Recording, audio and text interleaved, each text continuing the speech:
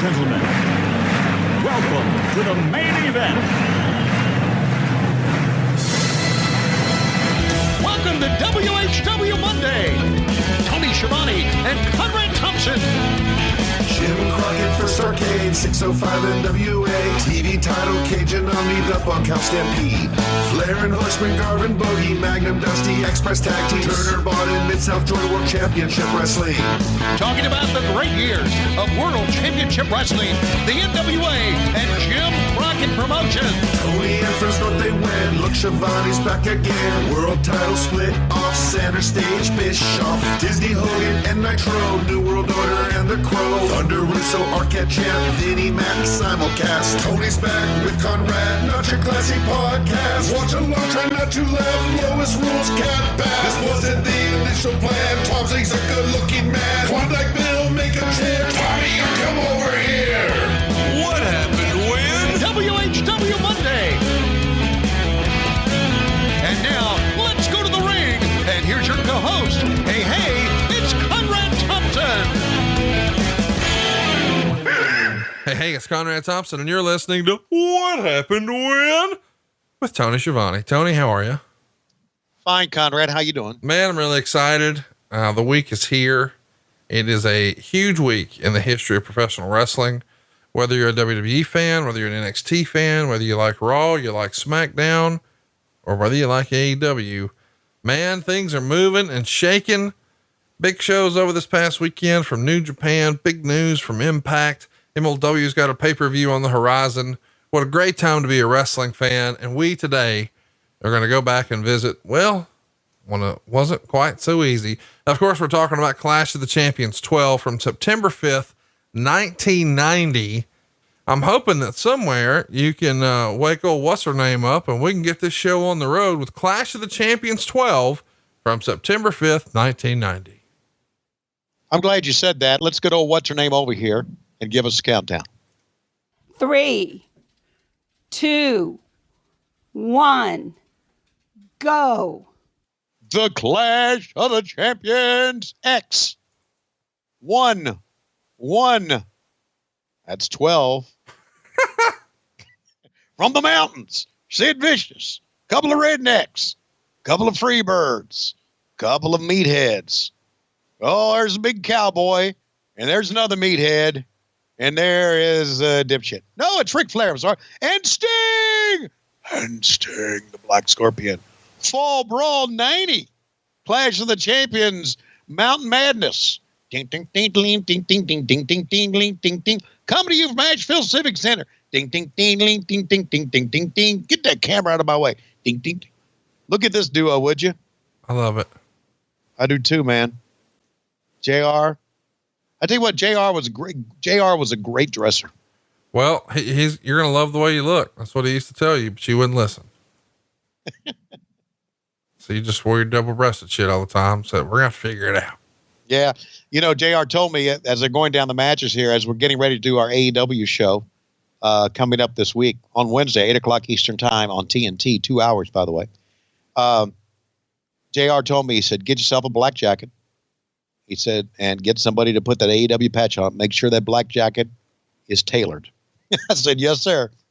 You got it, buddy. Did you get it tailored? No. I was fixing to say, I saw that right off the rack shit on AEW, and I was like, nah, he didn't do that. Don't tell me that right off the rack shit. You don't know what right off the rack. What the hell is this? What do you mean? I don't know what right off the rack. Hey, yeah, it's the Bad Street video, baby. Let's play a little bit. Okay.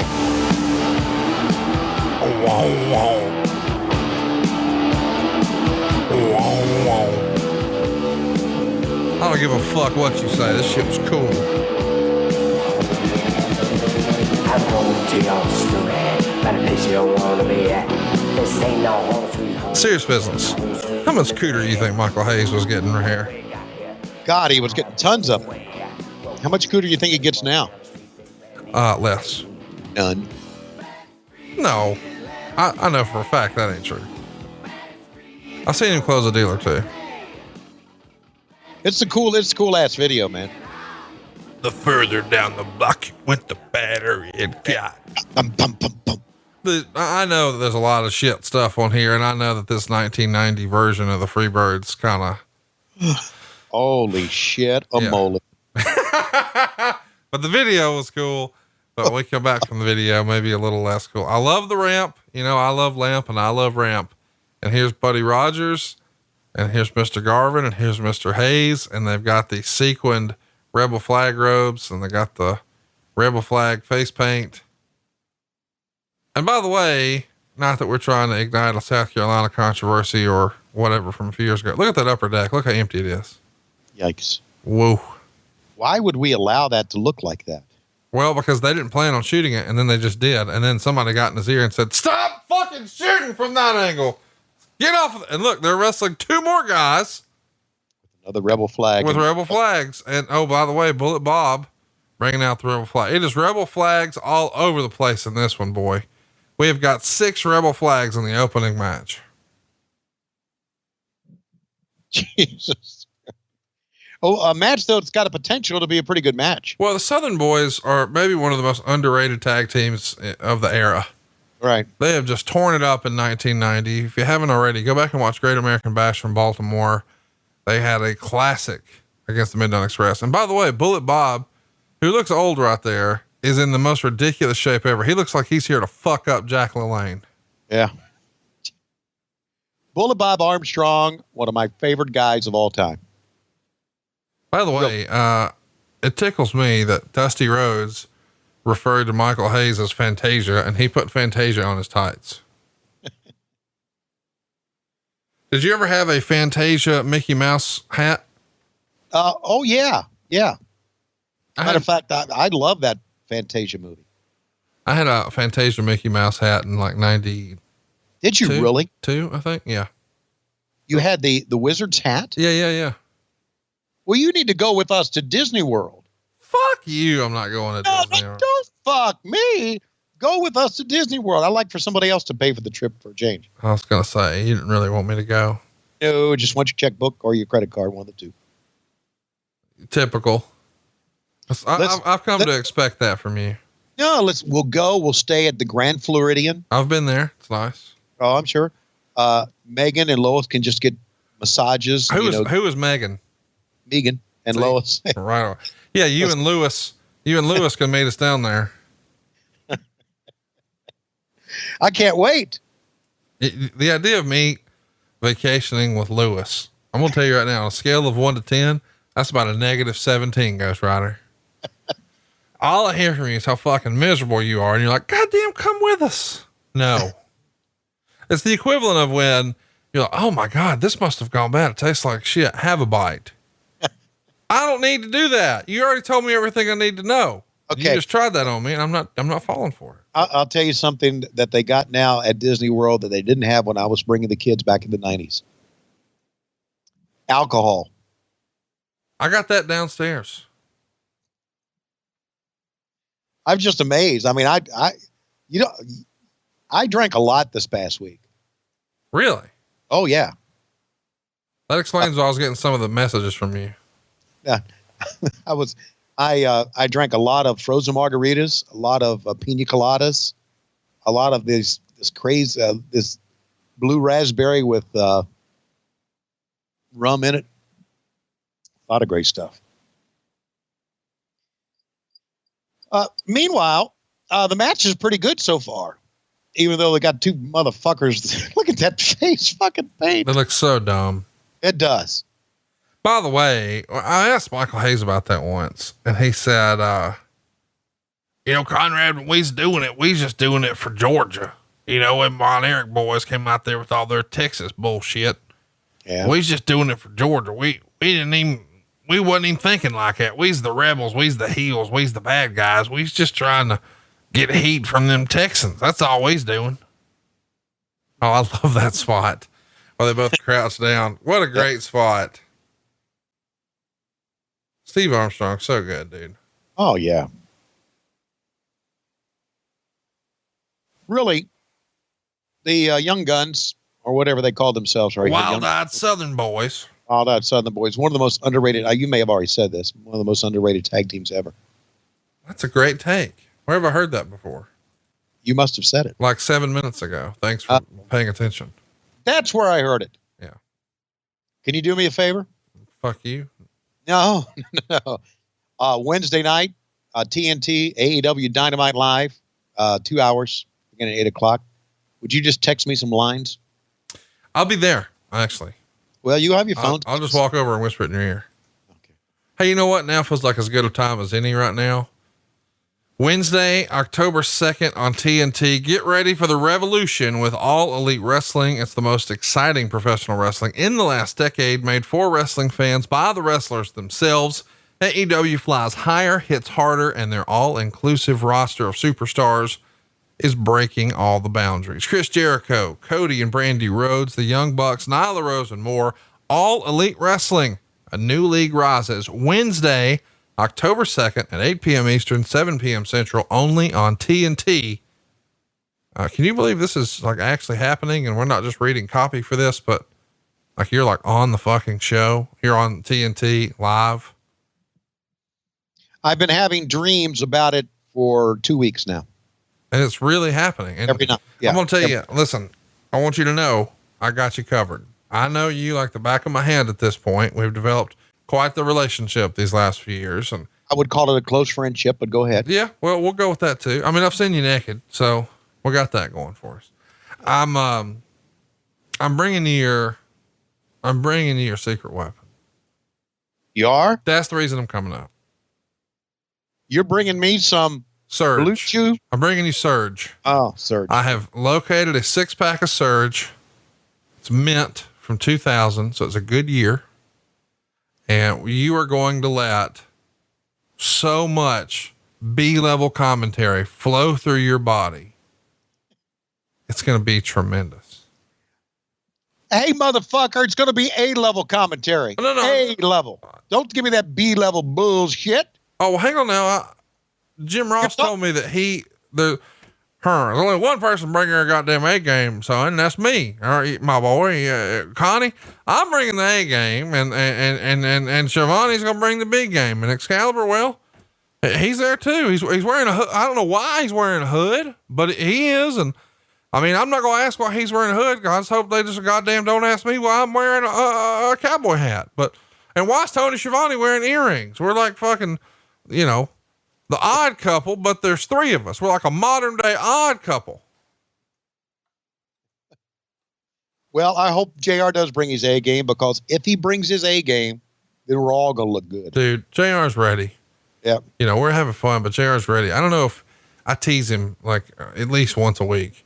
I will never forget when Moxley ran out in Vegas and he had the line, "The thunder and the lightning." I'm like, where the fuck does that come from? If anybody else said thunder and lightning, it sounds goofball as shit. But when he delivers it, you're like, yeah, that makes sense. I'm in. That's right. He knows how to just set the stage, man. And, somebody much smarter than me once said that wrestlers are making the music and the commentators are providing the lyrics, and that motherfucker can sing a song. And I just hope you're not there to fuck it up for him, his big night. I'll do my best, cocksucker. Not really. I'm so excited for you. I wouldn't miss this one for the world. And I'm going to cut out of work early on Wednesday and scoot up there. I found a flight from Huntsville to DC. Can you believe it? Yes, I can't. Hey, by the way, do you know that and I even put this on Twitter, at Disney, they have a Surge Mojito. Did you see that? I did see your tweet about that. I couldn't believe it. Did you have one? Yeah. Surge, Bacardi, lime, and mint. Of course you had one. You got that AEW money now. You can afford $15 theme park drinks. It was $15. Of course it is. Everything in a theme park is $15. Oh, Would you like a breath of fresh air? That'll be $15. Would you like an ice cream cone? That'll be $15. Would you like to cut to the front of the line? That'll be $15. Would you like to look out that window? That'll be $15. Were you planning on flushing that toilet? Because that's $15. Oh, Bob, with the right hand. There you go. Cover him. Come on, Michael. Down 1, 2, and a save. All right, Bob with the stiff right hand there, buddy. You know why this was called Mountain Madness? Yeah, because we're in Asheville, North Carolina, in the mountains. You ever been to Asheville? No. Oh, quite the place. I hear that Edge lives there. Does he? Yeah. Well, I can't say this about Edge, but I know a lot of hippies do live there. So you're calling Edge a hippie? I am not. 1, 2, 3. There's a 3 in the roll. Let's get that tweeted out, folks. Hashtag, No, I'm not calling him a hippie, motherfucker. Don't start that now. Hashtag Because Edge became very quickly one of my favorite pro wrestlers. Name 3 Edge matches. Edge against the main event for WrestleMania 25. Okay. He wasn't in that, but go ahead. Yes, he was. He was in a 3-way, wasn't he? That was not the main event. But he was in WrestleMania 25, right? Yeah. Okay. I don't know any others right So now. his match with Big Show and John Cena is your favorite match of his. Yeah, well, one of the favorite matches. Yeah. Can you name any other ever in life? No, I can't. Okay. So let's just get that trending on Twitter. AEW announcer Hey, refers to Edge as what a great finish. Old school Southern wrestling. As we're going to commercial here. Talk to Steve live. Lucky call. By the way, if you think I'm not low-key trying to buy 1-900-909-9900, you're wrong. Do they still have 900 numbers? I'm sure they do. I mean, how else does Jobber Schiavone jack his little Peter or whatever? The only way he can talk to girls. All right, look at this young son of a bitch. I'm going to play this audio. Steiner winning the belts from the Midnight Express in the Meadowlands back on August 24th. Scotty, it's got to feel good to be champions once again. That's right, Tony. You know, I'm excited for 2 reasons. The first one being we're giving the people champions that they can cheer for. The second reason, this now makes us the #1 contenders for those World Tag Team Champions. Doom, you can't deny us a rematch any longer. Those World Tag Team titles are coming back across our waist. Okay, now Rick, tonight on TBS against Maximum Overdrive, we know nothing about them. They have nothing to lose against you guys tonight. Tony, have you ever heard of them? Not at all. What strategy you got? We've never heard of them either. My brother and I go up to the ring. We never have any strategy. I never know what I'm going to do. He may know a little bit, but we always go out to the ring with nothing on our mind, and every time we get in the ring, we just do whatever comes natural. Doom, you had your chance as being the champions. You told us go back down to the bottom and wrestle all those bums down there. Well, we went down, and this is proof. We're coming back, Doom. Guarantee it. Okay, fans, let's go back to the ring. Boy, when you hear that promo, it really is a wonder how Scott Steiner ever became a main event guy. I know. But he did. Yeah. In a big way, too. Buddy Landell. So much potential. The tattoo, or the fake tattoo. He puts Skid Row on there, and then he's like, oh, they're my boys. It's so crazy to me. Looks like Skid Powell. What's your favorite Skid Row song? I have none. Give you $1 if you know the lead singer of Skid Row. I don't know. Boy, I really thought you'd have that one. Who is it? Well, Sebastian Bach was like the guy everybody remembers the most. I don't remember Skid Row. You don't remember Sebastian Bach? I've heard of the name, yeah. Wasn't he a classical music? Didn't he write? Oh, Jesus. This is going to be a long show today. Mike Rotundo, Buddy Landell. Yeah, Buddy Landell back in the day wouldn't have snored you out. Buddy could work back in the day, but. Listen, these guys can work now. I mean, in this era, but they just do nothing for me. By the way, look at all those empty chairs back there. Dressed up as people.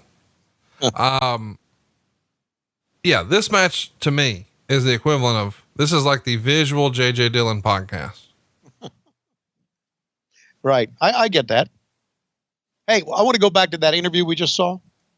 Yeah, please do. Go back to it, Tony. Go back. No, a couple of things out of the interview I'd like to remark on, if I may. Please do. We'd love for you to remark. Okay. Start remarking. Number one, okay. I was a good looking motherfucker back then. That's number one. Compared to what? The way I look now. Okay. Fair. Okay. Fair. I'll give you that. Fair. Okay. And number two, I don't think Rick Steiner ever did an interview without a dip of Copenhagen in or Skull. You ever notice that? I don't think it was required. He always had it down and he always had a dip in when he did an interview. Amazing. So there are my two remarks, and now we go back to the match.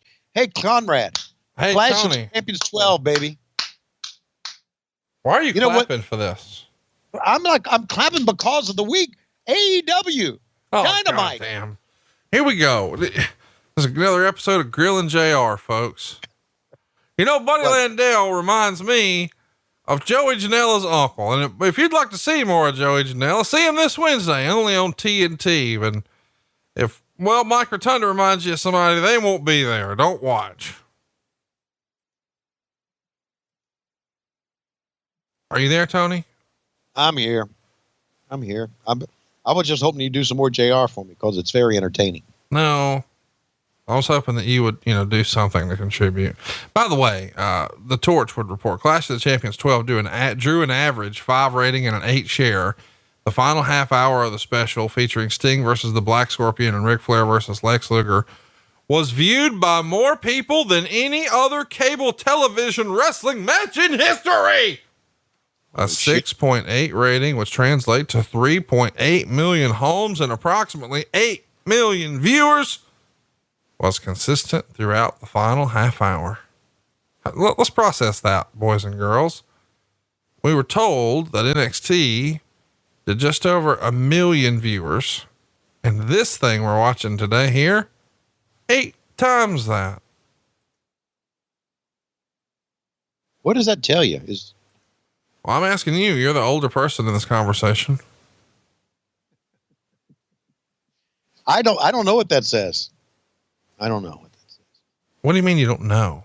Well, I mean, that's just those are amazing numbers, aren't they? 8 million. But you can't put 3,000 in the Asheville Civic Center.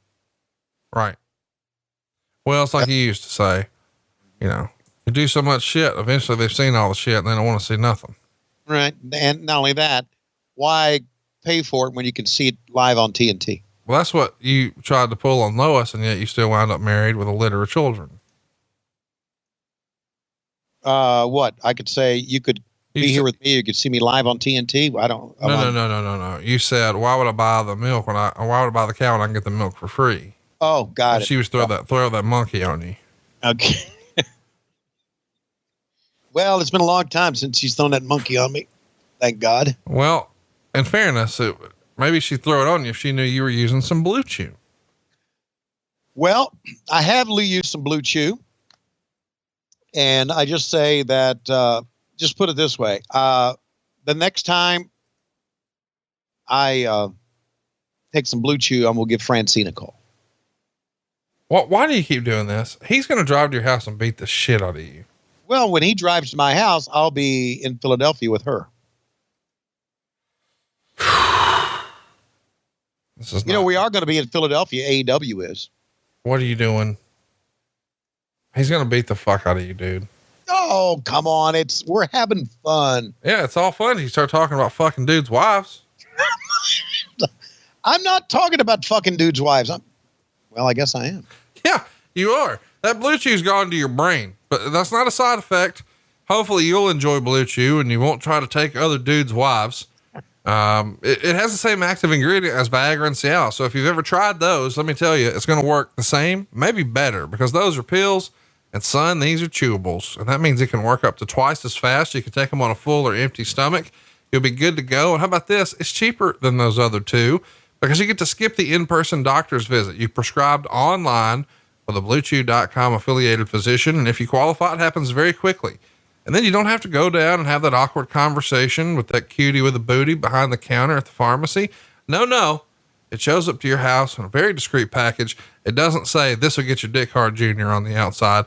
It's just a plain old envelope. But when you pop it open, you're going to pop a boner. You hear me? Chew it and do it. And we've got a special offer for our listeners. If you're looking to get your cock so hard, even a cat couldn't scratch it, Tony, tell them how. Yeah, great deal is use promo code WHW when you go to BlueChew.com. That's BlueChew, BlueChew.com. And if you use the promo code WHW, you get your first order free. Wait, WHW. How much? Free. Okay. You only got to pay the shipping, which is $5. That's it. Free Blue Chew. So we're giving away free hard-ons here. And I'm going to take that. Okay, you've convinced me. Francine's husband's going to beat the shit out of me, so I'll leave that alone for the time being. What about Medusa? Now, her husband will come in the middle of the night and cut me in the throat. What about Marlena? How about, Selena De La Renta? What are you doing right now? I'm just trying to line up my Blue Chew nights. That's what I'm trying to do. Chew it and do it is what I do. And because it comes to my door in discreet packaging, Lois will think it's a pair of shoes. And I'll say, I'm going to Philadelphia. I'll be right back.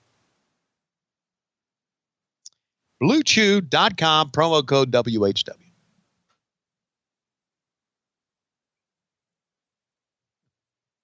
What? I just don't know what to say. Look how nice I look here. Look how pretty I am. Look at that hair. Man. Look at that watch I got on. What the fuck? What do you think Buddy Roberts is saying? I smoked too many cigarettes and drunk too much Jack Daniels, and I just want to say that Michael gets all the pussy, and I'll be in the next room. And Terry Gordy was the one that could work, right, Michael? Well, that's right, buddy. And I'm going to tell you this. The reason I get all the pussies, because you got a dick smaller than Schiavone's pinky. And everybody knows, hey, if you want to see my dick, hey, all you got to do is come to the Ramada and just follow the trail of natural ice beer cans. And at the end of that, it's going to be a whole bunch of butt fucking in my room. That's what goes down. That's Freebird style. We ain't here for the cooter. We're here for the tutor. You hear me? Yeah, they're going to take the limo to get the cooter or the tutor right now, aren't they? I'm not going to do any more voiceovers. I read criticisms online that I'm not funny, and then I try to force my way into this show, and I should just lay out and let you do your thing. So I'm going to do that today. No. Who wrote that?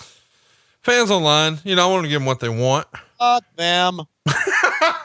No, fuck the fans. Come on now. They're listening. Fuck the ones that are critical of you for crying out loud. Don't they get, I mean, look, these guys are going to the Holiday Inn. They didn't go to, they went to the Holiday Inn. Oh, they're in Hollywood. There's your smog. Going to have an earthquake. All Pink's hot. You ever had a Pink's hot dog? No, I've never had. Have you ever had a pink sock? No. Pink's hot dog is really good. Okay. So it's a Hollywood tradition. But the Holiday Inn just ain't it, guys. Ron Simmons in the back is their security guy.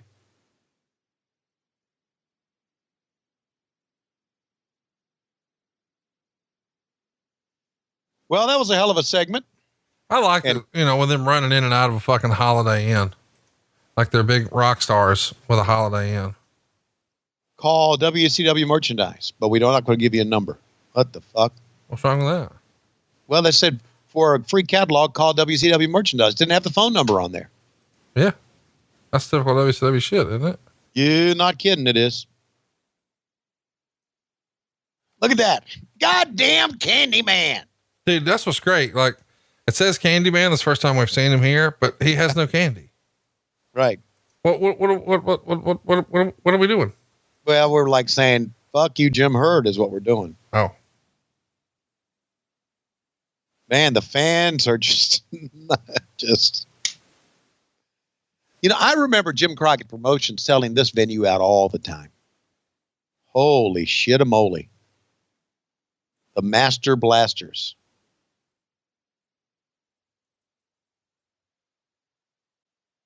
One of the million gimmicks Kevin Nash had.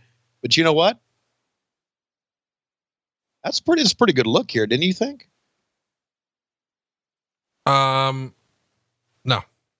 I did. When they were walking down there together, that shot. Well, the 4,000 fans are not impressed. Okay. How about the 8 million watching on TV? Well, they're watching, the 8 million are watching the main event. They're not watching this. Let me assure you. All right. So this gets a dud rating, by the way. Well, I'm sure. Mike Rotundo got a half a star. Freebird's got 2 stars. But here's what he would say about your boy here. For the life of me, I can't understand letting guys make their pro debuts on a show of this caliber. Actually, for their first match, this could have been a lot worse. The taller guy was okay for our first match. The smaller guy was pretty bad. The taller of the blasters, whose build is 6'10", although not as muscularly massive as Sid Vicious, is called Iron. So they're pushing hey, the big guy might actually be something. And of course we know it's Kevin Nash, baby.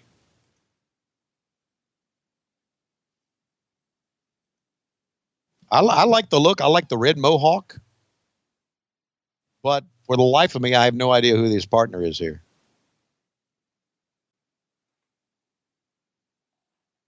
Who is this, Conrad? The report from the time said Al Green. I don't think that's accurate. Yeah. Did we ever see this guy again? Oh no, he was in and out.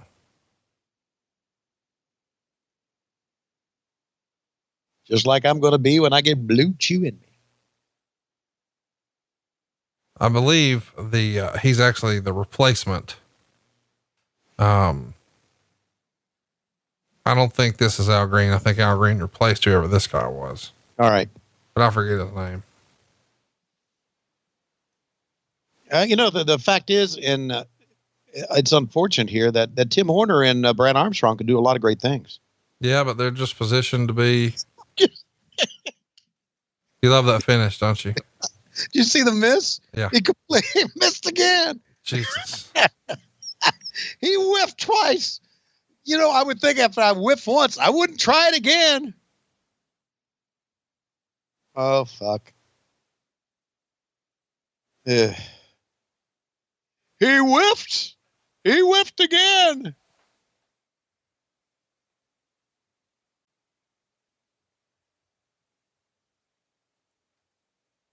Oh. That's a finish? Nope. Kicked out. Yeah, I can see why this match is a dud. But the good news is, goddamn Candyman's in it.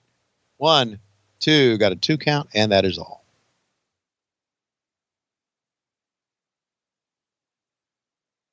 They've done a pretty good job filling up those chairs along the hard camera there.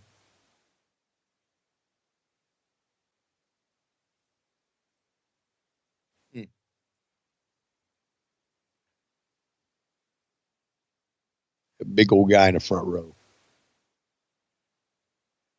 You still with me here, Connie? I'm with you here, baby. All right. I was told to lay out, let you do your thing. No, don't you fucking no. I'm trying to let you warm up. I'm warm. I'm past being warm. Hell, anytime I talk about Francine, I'm warm. Oh. So there. I'm warm. You're not late. Don't you fucking lay out. Okay. All right. I'm here. Okay. Shoo. You lay out. Maybe we got the goddamn Candyman in here. We got this guy. Only thing he knows how to do is try to throw a headbutt. God bless him. Are you ready for this week's rap song or whatever? Tony Reed's rap. Oh God, we got to do that again. Oh, listen.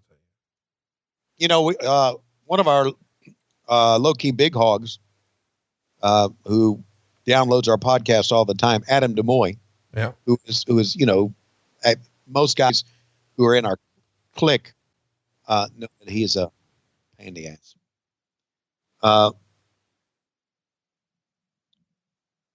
you gonna say words here? What did you? And so what I was saying is he's pretty pissed off about us doing rap. Oh, okay. So we should stop because a lot of other people think that I'm not funny and I should lay out. No. We should not stop. We should do it, I guess, because that's what people come to expect, right? I mean, I thought it was working out. I like it. I'm having a good time with it. What song are we doing this week, Conrad? We're going to do Eminem's Without Me. Oh, I like Eminem. That's good. And so Adam DeMoy, if you want to,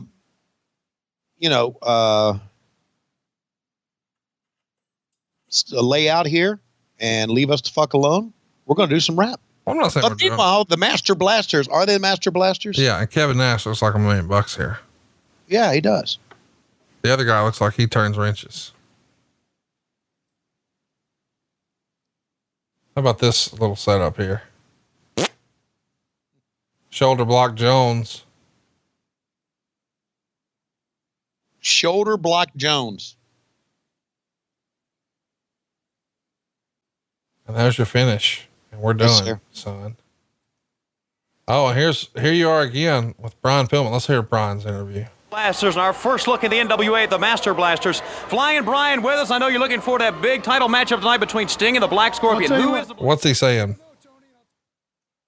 I thought we're listening. Well, okay, never mind. There's definitely a lot of people out there. I just want to do fun stuff. With great anticipation. No, then let's listen to what Brian says. This is what's Brian saying. Tony, I got some advice for you. Take whatever Blue Chew you have, go to Philadelphia, and he'll beat your ass. That's right, Brian. It is only a joke. I am not coming after you, Francine. I love you. I think you're beautiful. I like your husband. It's all a joke. It's all in fun. But my objective is to win 3 consecutive blowjobs on 3 consecutive days. Oh, God. I'll get a blowjob during the power hour, one on Saturday and one on Sunday. It's successful.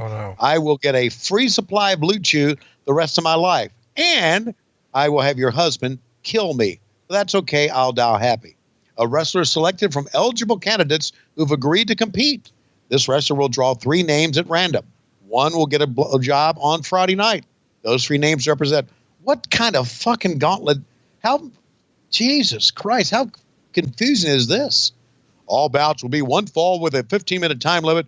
And Jesus Christ. Hey, so what I'm curious about is after you're talking about Francine, you went right to 3 blowjobs. Are you looking to get topped off, or are you trying to get some stank on your hang low, get some nappy dugout? What are you looking for? Okay. Where do you come up with these terms? Which one was confusing? Stank on your hang low. You don't know what that means? Do you need me to explain, or you figure that out? Or nappy dugout. Hey, to subscribe to the Wrestling Wrap Up, $24.95 to 1 CNN Center. Holy shit. We should send them $24.95 and tell them to send the goddamn issues. Let's do it and just see what happens. Oh, God. Oh, look at there. Missy Hyatt. Oh, man. What do you think that hair situation was like? Where there or down low, you think? Oh, my gosh. Listen to you. As long as the collars and cuffs match, I don't care. What's he going to say here, do you think? Okay. Rick, I would just do anything to get you backstage. I'd do anything. Well, Missy, let me say this. Woo! Only if you've got as much hair down there as you got up top here. Let me say this. No hair, no Flair. Right now, I'm 70 years old. I had a baby's arm one time. Woo! That was big. But right now, at 70 years old, I've got, a colostomy bag that's bigger. So I'll take the colostomy bag, yank it off, do a muff dive, see how much hair is there, and get it across this beak. Woo! That's what I'm talking about. And if you know what they say about George Jones being a no-show, I'm a no-show. You see what I'm saying? Woo! And Missy, come on back to see me one day. Woo! And I'm the Nature Boy Ric Flair. Woo! And I'm the main man. Woo! And I'm Conrad's father-in-law. Woo! Does that blow your mind? It blows my mind. Woo! Woo!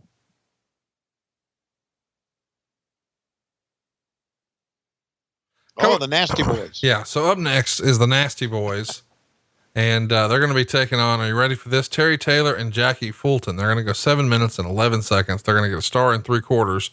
And to me, this feels like about as good of time as any for us to do Tony Reed's Rap, which if you enjoy this segment, we should tell you over at lowestrules.com. We've got 3 new shirts up, one of which is Blumpkin Mania, which was inspired a few weeks ago on an Andre the Giant story.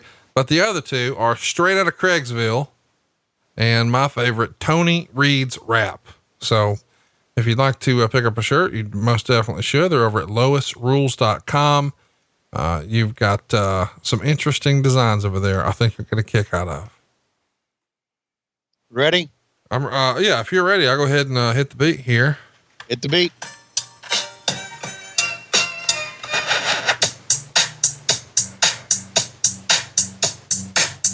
Tony Schiavone, real name, no gimmicks. Two trailer park girls go round the outside, round the outside, round the outside. Two trailer park girls go round the outside, round the outside, round the outside. Guess who's back? Back again. Tony's back. Tell a friend. Guess who's back? Guess who's back? Guess who's back? Guess who's back? Guess who's back, motherfucker? Guess who's back? Guess who's back, motherfucker? I've created a monster because nobody wants to see WWE no more. They want AEW. Vince chop liver. Well, if you want AEW, then this is what I'll give you. Give you a bit of weed mixed with some hard liquor, some vodka that'll jumpstart my heart quicker than a shot when I got shocked at the hospital by the doctor when I'm not cooperating, when I'm rocking the table while he's operating. Hey, you waited this long to stop debating? Because I'm back. I'm on the rag and ovulating. What? I'm what? I'm on the rag and ovulating? You know I got a job, Mrs. Pritchard. But your husband's heart problem is complicated. So the WWE won't let me be, so let me see. They tried to shut me down on MLW, but it feels so empty without me. So come on and dip. Bum on your lips. Fuck that. Come on your lips. And some on your tits. And get ready because this shit's about to get heavy. Just settled all my lawsuits. Fuck you, Lois.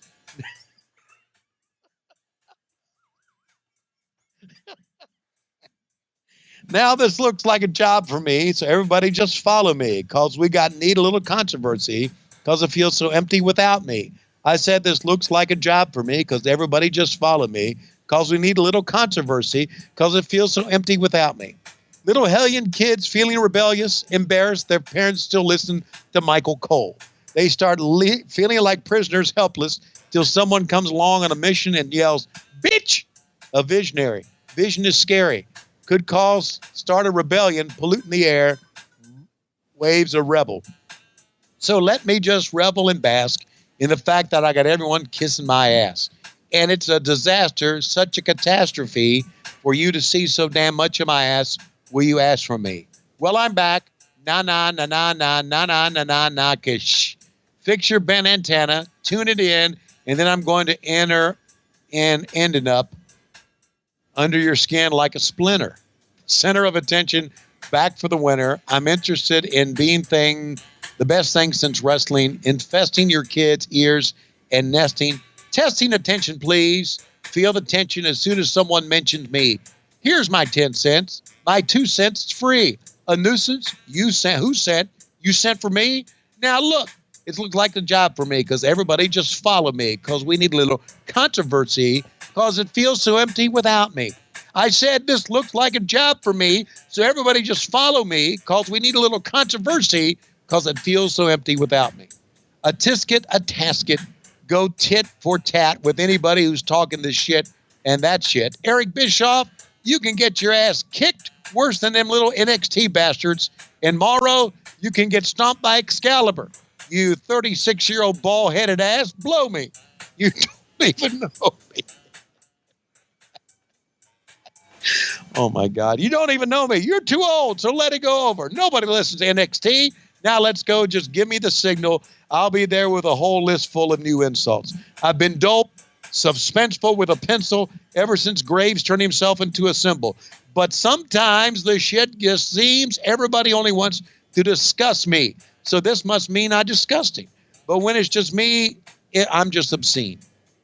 Though I'm not the first kind of controversy, I'm the worst thing since Kodak Black. You motherfucker, you put that in there. And to do black music selfishly and use it to get myself wealthy. There's a concept that works. 20 million other old white announcers emerge, but no matter how many fish are in the sea, it will be so empty without me. Now this looks like a job for me, so everybody just follow me, cause need a little controversy, cause it feels so empty without me. I said, this looks like a job for me, so everyone just follow me, cause you need a little controversy, cause it feels so empty without me. Kids! Might be some of your finest work, sir. Well, in response to that, I just settled all my lawsuits. Fuck you, Lois. My favorite part was, I go tit for tat with anybody who's talking this shit or that shit. Eric Bischoff, you can get your ass kicked worse than them little NXT bastards. And Morrow, you can get stomped by Excalibur. When you did that and just lost it a little bit, that was, and then you 36-year-old ball-headed ass blow me. That's when you lost it right there. Yeah. Wow. That was a fun one. I really was surprised that I guess you've never obviously heard the song because part of this had the Batman shit where he says, well, I'm back. No, no, no, no, no, no, no, no, no, no. And you just said, well, I'm back. No, no, no, no, no, no, no, no, no, no. I had heard that song. Yeah, I've heard some Eminem stuff. What do you think about the remixes where we change the lyrics up a little bit? That's some pretty dandy writing. Pretty dandy writing right there. And of course, we've got one of the NXT coaches in Terry Taylor right there. Yeah, you got a former NXT coach going to be with you this Wednesday, Billy Gunn. Yeah, how about that? By the way, to be clear, neither Tony nor myself hate WWE or NXT. We're trying to be entertaining and irreverent. We do not. We do not hate anybody. As a matter of fact, I met Morrow only one time. He was very nice to me, and I wish him nothing but success. I'm blocked by two people on Twitter, Goldberg and Mauro Ranallo. You've been blocked by Morrow? Yes. Well, I'm sure after that song, he'll block me now too. Yep, probably. It's a joke, Morrow. Okay. It's a joke. I hope you do well. Of course. And you're a very good announcer, as a matter of fact. Did you see his documentary last year? No, did not. All right. What's his documentary about? Him. Oh, well, of course. I'm sure it's a very interesting story. I don't know anything about it, but I'm sure it's very interesting. That's the 1, 2, 3. The Nasty Boys get the win. You know, we rip on Bischoff. We rip on Bruce because they're our friends. We make fun of JR, and his Southern ways, and we make fun of me. We make fun of you. We make fun of everybody. And it goes back to this. My daughter, Laurie, who has one of the best sense of humors of anybody I've ever met in my life. Thank God that she was raised correctly. She's the one that sent me that meme the other day that I sent you. And the meme says, you know what's funny? Lots of shit. So lighten the fuck up. I just thought that says it all. Fall Brawl 1990 Mountain Madness. We'll be back after these words. By the way, Meltzer was freestyling. We talked about this a couple weeks ago with her, because I just covered this show with him. So if you watch this show with us and you want to go get some more insight and not just hear Tony Schiavone rap about dicks or whatever, Grillin' JR has this. Something that was suggested here, which I thought was interesting, is when Meltzer's sort of critical of Terry Taylor here. He says, you could even debut Terry Taylor as the Scorpion, have a great match, and have Sid do the run-in without giving a pinfall. Sting can keep his heat by unmasking Taylor. Taylor will benefit by having a great match without getting pinned, and Sid can still do whatever he needs to do. I don't want anyone to think any of these ideas are mine. In fact, they were all given to me by someone from within the company, but all seem to be viable. Debuting Terry Taylor on the losing side of a bad opening tag match will hardly remove the jobber image Vince McMahon gave the guy. And what's the point of even bringing him in if he's going to be important to the NWA as he was to the WWF? What do you think Sid's saying here? Oh, well, we missed it. But, do you know who gave Meltzer those ideas? Jim Ross. No, Terry Taylor did. Oh. Wasn't that? Go back and read that again. Of course it was Terry Taylor. Now that you say that, it's painfully obvious. Jesus. I'm not going to say who gave me that idea, but then he starts putting over Terry Taylor. Shit. How fucking obvious was that? All right. Somebody say something about bullwhip. Look at those empty seats. Look at Tommy's mullet, would you? Holy fuck. That's a hell of a haircut. There's always going to be a special place in our heart for Tommy Rich, isn't it? Of course. Oh. He's one of the funniest guys ever. Oh God. He will not tell you if he's bleached his balls with peroxide though. No, he won't. He will not. He will not expose anything about his past. I wasn't saying he did anything with him. I asked about his ball bag. Yeah. No, he won't say anything. Hey, what'd you think about this past weekend? New Japan ran a wrestling show at the old ECW arena. How about that? How'd they do? I thought the show was, the shows were well received. There was a little bit of controversy on Saturday night though, because it got a much, much later start because apparently someone tried to sabotage it. How about that? What? Yeah. What attempt was made to sabotage? What actually did they try to do? New York requires that you have an ambulance on site. Uh-huh. And someone called the ambulance company that morning and said the show was canceled. They didn't need it. So as those guys were sitting around waiting on the ambulance to show up and it never did, they called and said, "Hey, we're just checking to see where the ambulance is." And they were like, "Oh, you guys called and canceled this morning saying the show was canceled." And we're like, "No, we didn't." And so then they're like, "Well, what can we do to get an ambulance out here now?" "Oh, we don't have any. They're all committed. Sorry." So technically the show would have had to have been canceled, but they found a solution, but it took a while to find a solution. And then of course in New York, it took a while to get the folks over there. Wow. That's, lots of speculation as to who did it. And of course the internet saying that Vince McMahon called. Let me assure you, it was not Vince McMahon. yeah. Why would he worry about that? No, but a lot of people have their theories as to who did it. And there's some interesting theories out there. That's disturbing news because it harkens back to the old days in wrestling. Cutthroat promoters trying to, hurt the other. I've told you the stories that Colonel Robert Parker told me about the old days. About promoters would come into the territory with guns. Oh yeah. Yeah. So that's disturbing. I think everybody, good God, what the flying fuck? So does smart me up on this, and I should know, and I guess as I further go into, get involved in AEW, and does New Japan have a deal with Ring of Honor? Yeah, they've worked together for some time. Right. But no, that's it. I don't have anything else to say. Oh, I'm sorry. No, I'm done. That's all. What? You're not going to talk about that? You're not going to talk about New Japan, Ring of Honor? No. Yeah, they ran a show that I got you tickets for that you watched with your son in Madison Square Garden a few months right. ago. I just didn't know if they had a working agreement or, what I'm saying is that I like Japanese wrestling. I really do. I like it more than I've ever liked it before.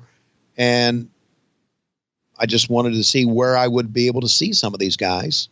I guess they got a show, right? Access TV. Come on, Tommy, get that. Tommy's got to win with the Thez Press. At least I hope Tommy's going to win here. It's Wild Bill Irwin. Here he comes, Thez Press. I called it, didn't I? How did you know? That's it. That's his move. There he is. Somebody say something about going over. This match got a star and a half. Next up, we've got something I think you're going to be really excited about. All right. Susan Sexton and Bambi for the LPWA title. Oh God. That'll be interesting. Here's the WCW top 10. Give us a rapid fire word association. Number 10, Buddy Landell. Lame brain. Tommy Rich. Great guy. Junkyard Dog. Can't work. Flying Brian. A lot of pussy. Hanson. Blind as a bat. Vicious. Wyndham. Great worker. Anderson. Fat ass. Flair. Gimmick. Luger. Idiot. All right, here's the Doom top 10 for the tag titles. Rotunda and Horner. What the fuck? Dog and Gante. What the fuck even more? Brian and Z-Man. More pussy. Samoan SWAT team. Hold you up. Freebirds. Fuck. Southern Boys. Underrated. Horseman. Tremendous. Rock and roll. Even more pussy. Steiner. Yeah.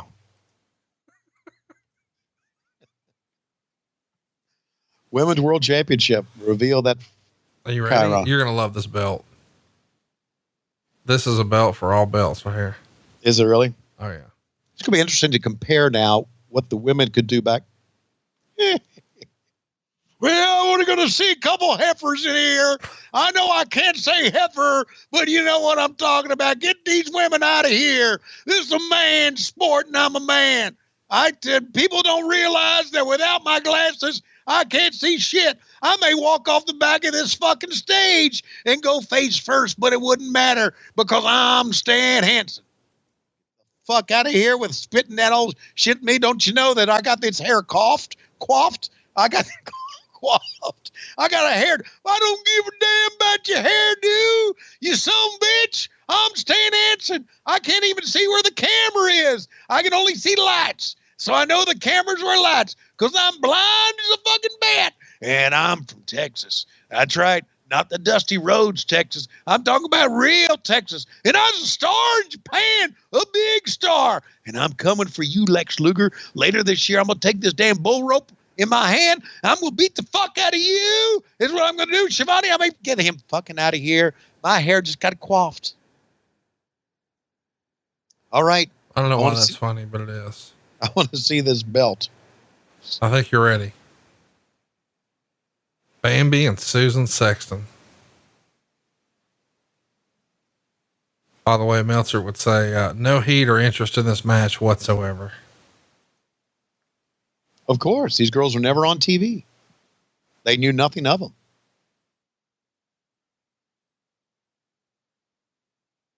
How can you say there's any interest in this match when they don't even know the participants? Why did you let them put this on TV? Well, you know how I was back then. How about that belt? What the fuck? Do you see this? Jesus Christ. Look at this. Like he's trying to show it to the camera and the camera's like, nope, we're not. No, I'm shooting it, but they're not going to put that on. Oh God. Look at it, dude. Oh my God. It looks like it was made in your fucking garage. It was like we got there and they said, we don't have a women's belt. Somebody go to Hobby Lobby right now. That's exactly right. Well, you can't go to Hobby Lobby, but you can go to Michael's and just put some sparklers on a piece of tin. And wait, why couldn't you go to Hobby Lobby? Hobby Lobby was a thing. Oh yeah. I got, yes. We're taping this on Sunday when Hobby Lobby is closed, but obviously Hobby Lobby wasn't closed when we had the Clash of the Champions. Got it. Okay, so we go to Hobby Lobby. You know that Hobby Lobby's closed on Sunday.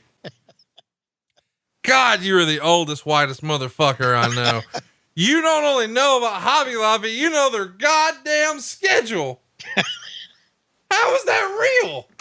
Hobby Lobby and Chick-fil-A are closed on Sunday. You have never seen a Shawn Michaels match until last year, but you know when chicken sandwiches that are Jesus approved are available, and you know when Hobby Lobby's open.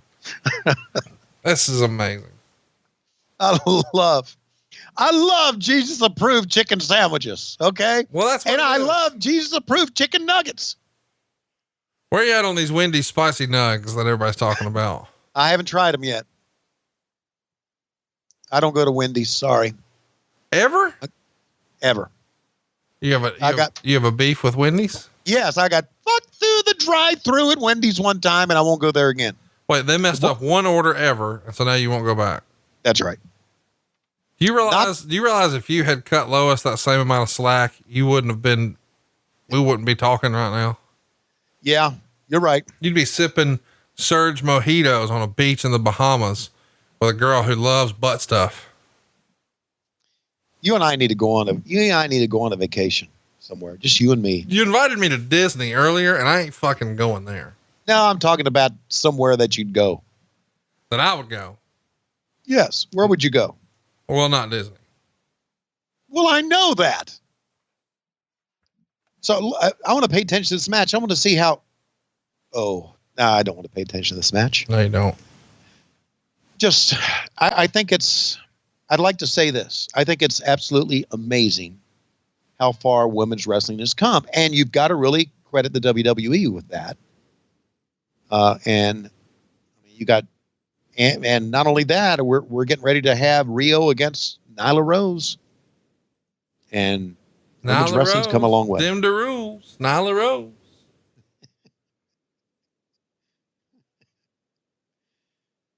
Oh boy. Yeah, no heat at all. As a matter of fact, no one's even watching the match, are they? No. Talking to the person to their left, their right, going to go get a hot dog or get something to drink.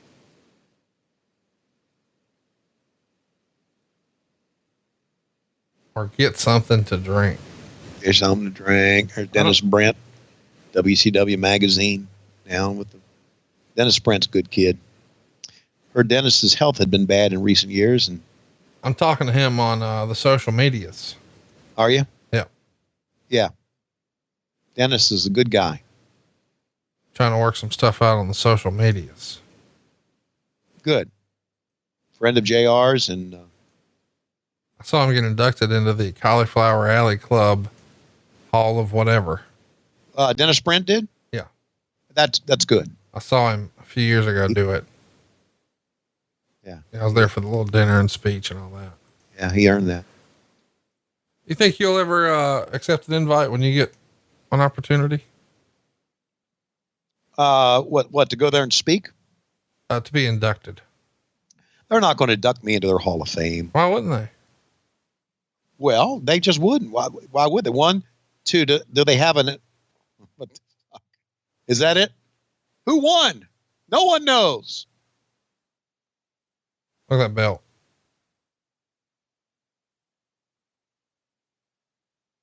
I don't know who this girl is. I know who Bambi is. Who's Susan Sexton. Duh. You know anything about her? Yeah, I know she's the goddamn champ. Thank you for that, Conrad. Yes, she is the champ. Roll up, double roll. She's from Australia, bro. Okay. That's the reason you don't know her. She's still alive. Okay. Her real name is Shannon Sexton, but she wanted to throw people off the trail. So she wrestled under the name Susan Sexton. She's born in Perth, Australia. Okay. She moved to the U.S. in 1975 and started working for Mildred Burke. Okay, that's enough. All right. By the way, can I ask you something? She lost that belt in late January the next year to Lady X. You may know. Here's what we should do. We should run out there to LA next time we're out there. I'll be out there in 2 weeks, actually. We should see if she's still doing tarot card reading out there, because I think she was once a psychic and tarot card reader, which really is the perfect second career after being a professional wrestler. Okay. Can I ask you? Here we go. I want to go back to something here. Okay. All right. She changed her name to Susan to to put people off the trail. What trail was that? I thought it was funny. I'm sorry. It is funny because I'm going to change my name to Susan to put people off the trail. Okay. Well, there must have been a bunch of people on the trail. Jesus Christ. And that's like, what was you used earlier? Dugout cooter? Dugout cooter? What are you talking about? I've never said nothing like that. You said something dugout. What was it? Nappy dugout? Nappy dugout. Nappy dugout. Is that weird for you? That's hilarious. All right. Somebody smart me up. Who's Maximum Overdrive here? How do you not know who Maximum Overdrive are? I don't know who they are. All right. Well, Hunter is Tim Hunt. Okay, good. Don't know Tim Hunt. Silencer is Jeff Warner. Okay. Don't know either one of those guys. Boy, you're just hurtful and inconsiderate. Well, I'm sorry do they move on to become big stars? Because I don't remember them at all. Well, how about when Jeff Warner was also known as JW Storm? Okay. There I know JW Storm. He was also Agent Storm and Big Juice, which is kind of hilarious. Big Juice. And that's it, right? The other guy was not known as anything. No, why are you saying that? You know Tim Hunt? Really? What did he become?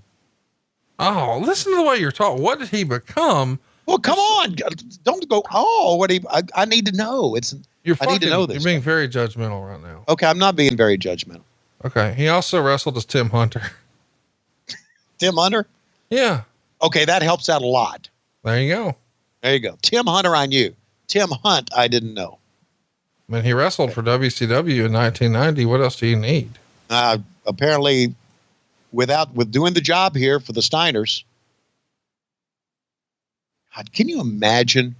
Can you imagine going in the ring against these guys thinking that if I don't do what they want me to do, they could really just fuck me up? Here's the deal. You got to think, not kidding. Like the Steiners looked at these guys as disposable, right? They're like a paper plate. They're like a solo cup.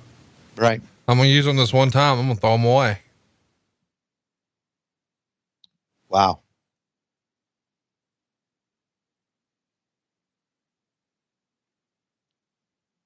What do you think? How much wrist lock takedown. How much money would it take for you to get in there with them? The Steiners? Yeah. There's no money. There's no money that I would get in there with the Steiners with. No money, huh? No money.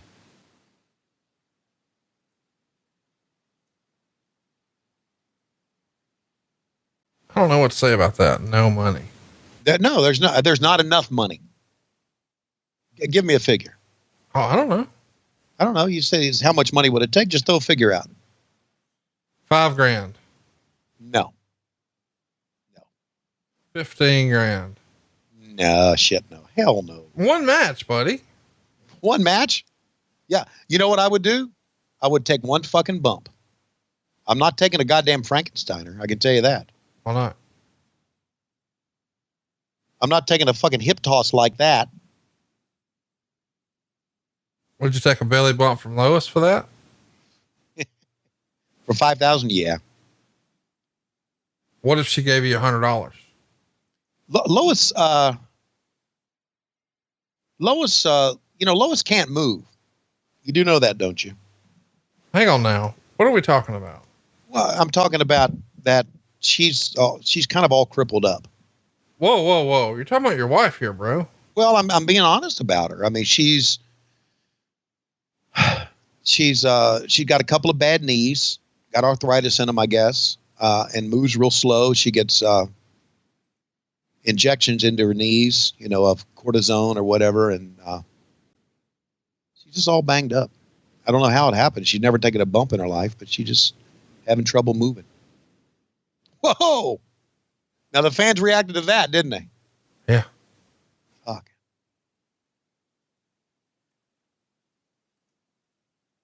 Why do we ever break these guys up?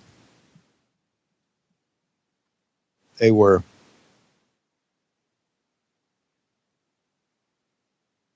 legit. That's badass, why not? Yeah, it was.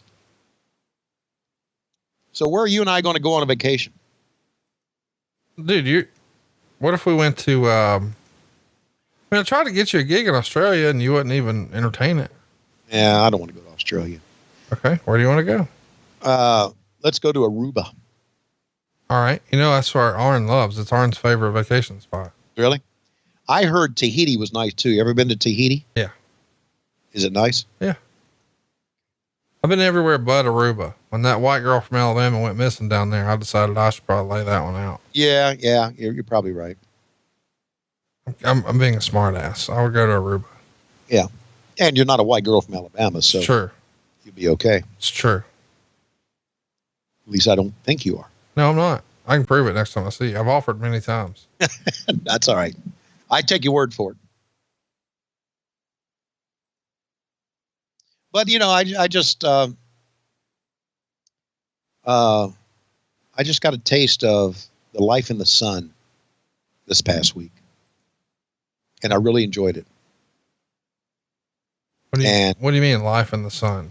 Well, look, all right.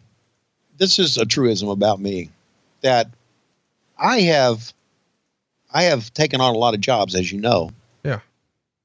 And I have spent most of my life, I'd like to think, working hard. Right. And not enjoying life. And I had a 5-day vacation, And yeah, you've got to be ready for Disney. It's exhausting. But all of a sudden I was enjoying life. And I remember thinking, boy, I've missed out on a lot.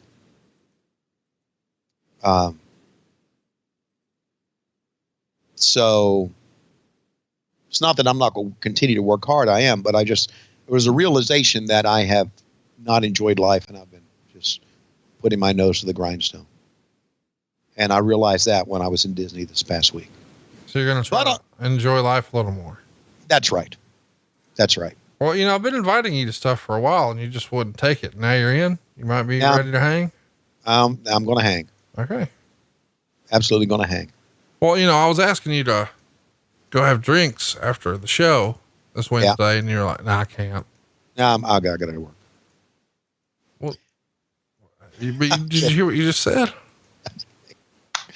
Oh God. Yeah, the Steiners get the win. God, of course I do. Up next is something you really need to see. Okay. Stan Hansen making a debut here. Going to murder Tom Zink. Oh no, really? I'm sure Tom didn't want to do this job coming up. Meltzer would say Hansen worked fast and stiff. It was fine given the time limitations since it was all action, but for the life of me, if I had a guy who was under contract to earn $156,000, who was a pretty decent worker, I would have at least made this a competitive match. Hansen obviously needed to get over in the end, but if he got a clean win, having a good match and winning would help him just as much. And destroying Zink in this fashion when he can mean a little in a tag team with Pillman, and given his contract, is about as smart as throwing $3,000 each week into a furnace. Well, this was only booking, and he and Stan were buddies. Well, Stan Hansen's a fucking legit badass and very believable. Yep. Right. I remember when Ole said he was going to bring him in, I was pretty excited about it because of what you just said. Legit badass and very believable. I thought he would help us out a great deal. Hey, I think we need to mention, and we haven't really talked about it that much, but leading up to this is in the midst of the Black Scorpion. That's what this whole show is about. The Black Scorpion is going to be wrestling Sting in our main event. And our co-main event is Ric Flair challenging Lex Luger for the United States Championship. Yes, I'm going to do the job. Here I go. He's probably just happy that looking at the size of the crowd, not many people are going to see it. Yeah, they will on TV. Ooh.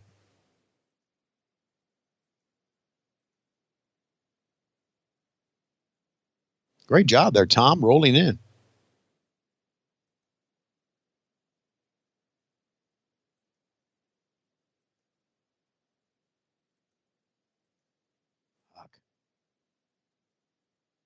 Shit.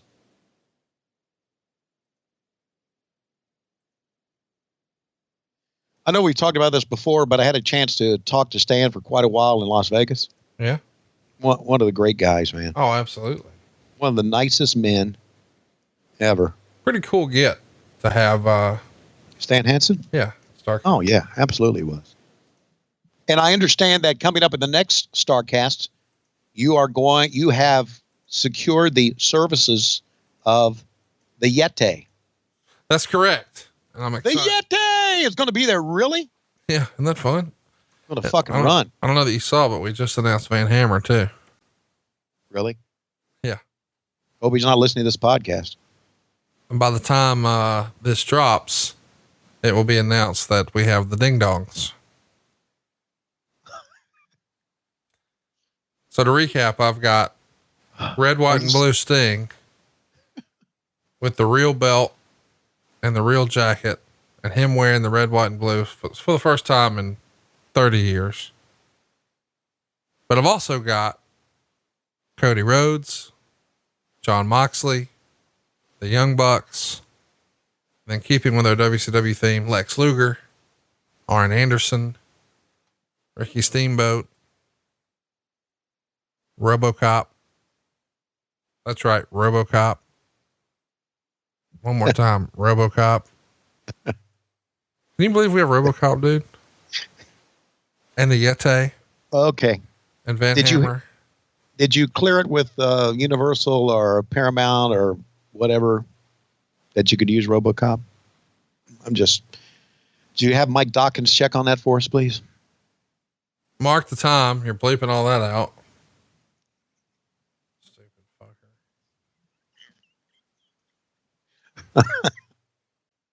Hey, I look forward to seeing RoboCop.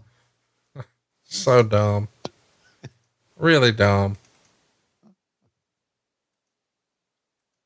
Should be wonderful. I think it's great. You know, I can't wait. Looking for the rare stuff, like, yeah, the rare stuff. And we've had Crow Sting twice, right? Let's get red, white, and blue. It was so hard to get him to agree to do that, Right. but I mean, cool. Can I ask a question about the red, white, and blue Sting? Yeah.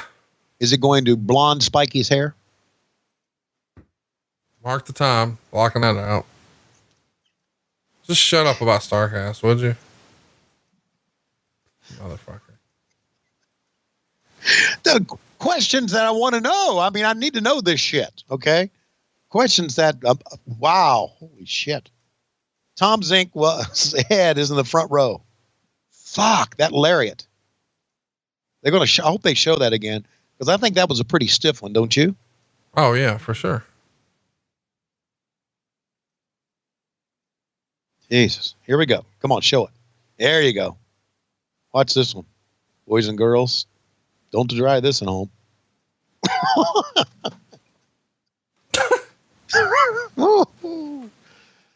Oh, good God. You feel a little bad for him? Yeah.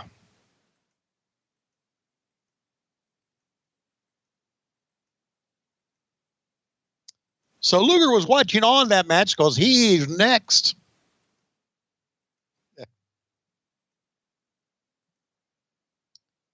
Wow, some really elementary. I'm pretty fucking handsome here. I gotta say. No, this is probably the best you've ever looked. What do you think you're saying here? Okay. I'd like to say hello to my beautiful wife, Lois. Lois, you and the kids, I love you so much. And that little fucker in Huntsville, Alabama, who's probably like 12 years old right now. Get ready. Your future and my future will cross paths. That's right. Oh, we're setting up Ric Flair and Lex Luger here. And a crooked camera from Wrestle War. How about this look for Flair here with the pink and blue? It looks pretty good. I like it.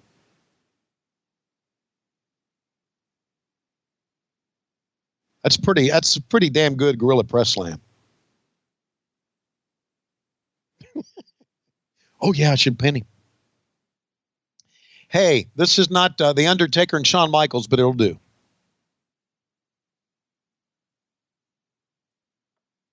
Yeah, I like this era WCW. I like Lex Luger and Ric Flair here.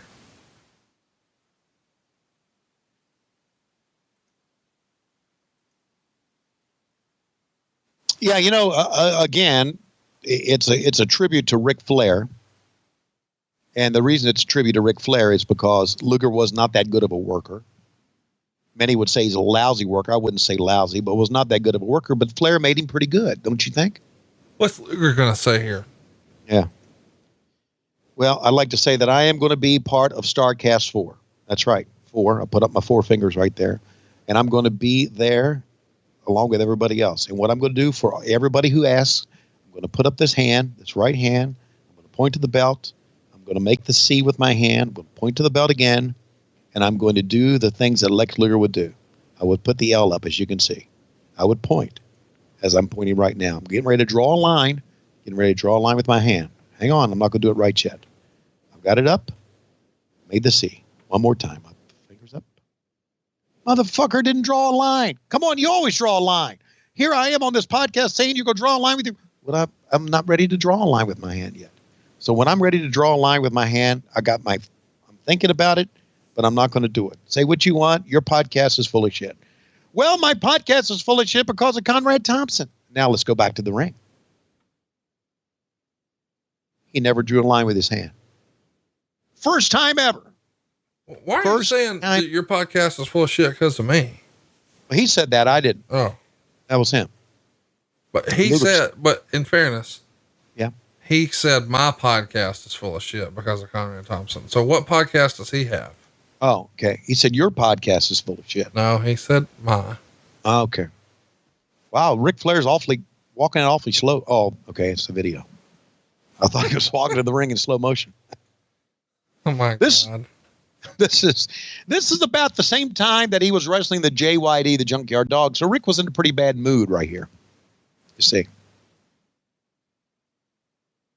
Woo! Woo! Woo! Wendy's letting me wrestle. Woo! My God. He doesn't even know Wendy here. Woo! Well, we don't think he knew Wendy there. He may have. May have been on the side a little bit. We didn't know it. Love that robe, though, man. I know there's a lot of people that think the purple robe, and you say so. Why would we let a cameraman wear jean shorts? What the fuck is wrong with y'all? Never required Jackie Crockett to wear anything decent. Now that's not jacking the ring, but you're right. We never did. And back the WWE back then had their cameramen with like these blue jumpsuits on.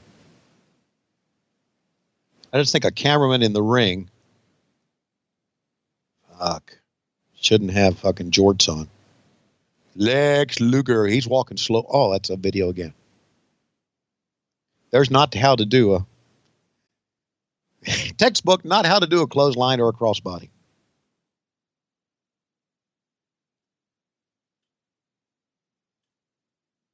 I love that old belt he's wearing there. That's one that we can't find, Tony. Supposedly, after Nikita destroyed it on a ring post, it wound up being displayed at Jock and Jill's at the base of CNN Center. And now nobody knows where it is. Well, maybe I should get in touch with Craig Sager Jr. Oh yeah. Help me find that. It'd be the best make good ever for you. Look, his about the 6-man tag belt. His father passed away recently. Craig Sager. How recent? A couple of years ago. Wasn't it? So we can ask. Yeah. And his father, Craig Sager, and I can get in touch with him because they lived around here. His son became an announcer, and his father was one of the co-owners of that Jocks and Jills. Well, sounds like to me, I might have a lead on a biz out. Yeah. Thank you. Can't wait for you to disappoint me again. You know what? This must be what it's like to be married to you. I feel like, you always make these promises and then nothing happens. It's exactly what it's like to be married to me. You know why? Why? Because you are now in the role of Lois. Yeah. All right. Sitting around getting fucked over. No. Here's the role of Lois. Okay. Your husband, you being Lois now, your husband puts a hell of an effort into this, but because he doesn't deliver, then he hasn't done shit. It's not the effort. It's the result. Okay. You're one of these result-based people. Well, I don't care how much effort you put into this. I'm going to put some effort into finding the U.S. But, thank you. Did you get the belt? No. Well, fuck you. It didn't get the belt, but I put in all this effort. Doesn't fucking matter to me. I didn't get the belt. So there. Yeah. This is like being married to me. Yeah. I supported you when you were down. Now that you're on top, you just lie. Just like it. Where does this rank, do you think, in all the many matches Flair and Luger had that were high profile? Not the top 5. Okay. Because they did wrestle a lot. Fuck. Here's what Mouse would say. All the typical stuff before the climax of the match. Hansen ran in and beat on Luger for the DQ, leaving him laying and spitting tobacco juice all over him while Flair disappeared into thin air, which made no sense whatsoever. It was weird to see them spend so much time trying to get Flair over and then work a finish that made him seem like nothing more than a bit player. He also says that they're going to announce that it's been 15 minutes when it's really only been 10. Right. That's always tickled me the idea that Meltzer's somewhere sitting with a stopwatch. Yeah, I know. I understand he needs to report the times, and I'm glad he did, because I mention them every week here.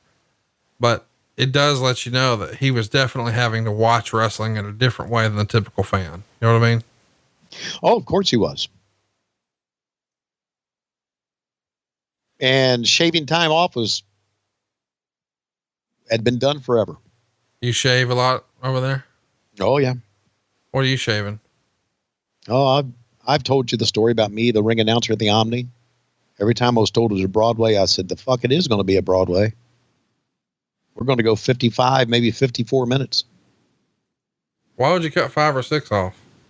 Because I wanted to get home. Well, why don't you just cut like 25 off? Yeah, it'd have been too obvious.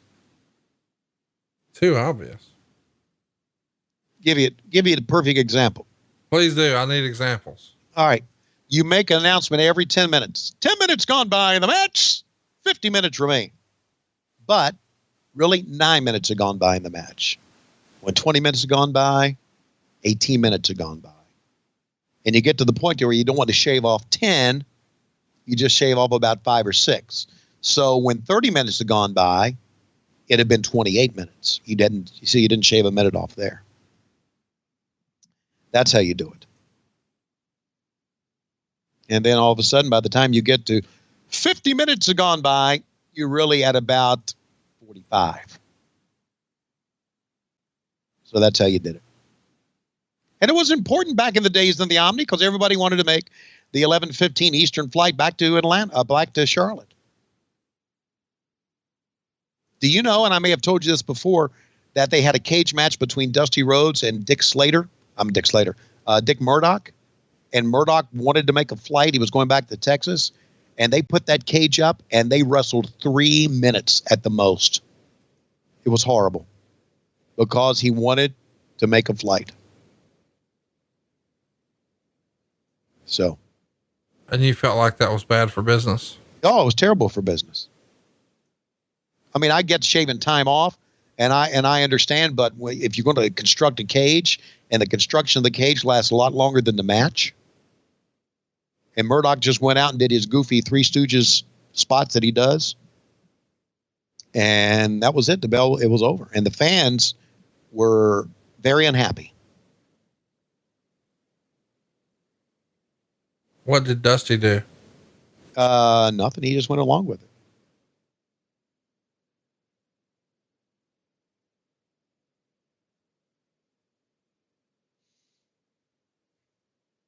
Stories of the years of the Omni.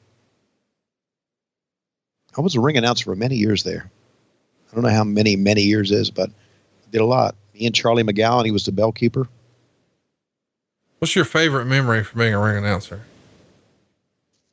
My favorite memories had to be with Bobby Eaton. You know, Bobby would run outside and he would push me, and then he would say, push me back, and I would push him. He would take a bump for me.